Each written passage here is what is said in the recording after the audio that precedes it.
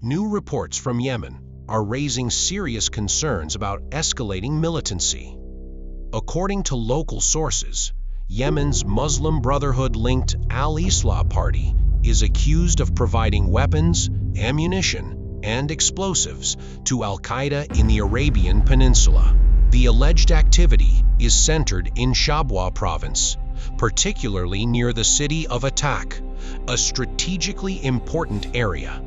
This could further destabilize the region and complicate ongoing security efforts.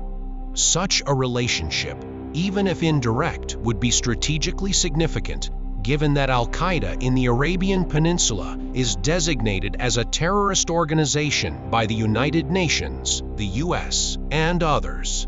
Al-Islah remains part of Yemen's internationally recognized political framework. Eyes on Yemen.